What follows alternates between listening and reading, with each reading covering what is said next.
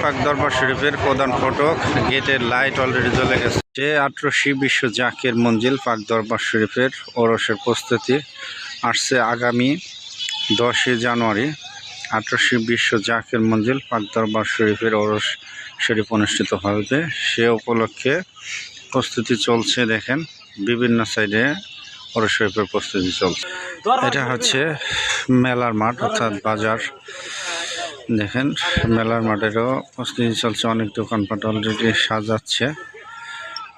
বিশাল পরিসরে মেলা হয় এই 18 বিশ্ব জাকের মঞ্জিল ওরস শরীফ উপলক্ষে। অলরেডি কিন্তু গেটের লাইট দেখেন জ্বলতেছে। এটা হচ্ছে 18 জাকের মঞ্জিলের মাদ্রাসা মাঠের সামনের চিত্র। দেখেন কি সুন্দর কালো তাঁবু দিয়ে সাজিয়েছে ওরস শরীফ উপলক্ষে জাকের মঞ্জিলের মাদ্রাসার মাঠ। আর এটা হচ্ছে দরবার শরীফে ঢোকার প্রথম গেট।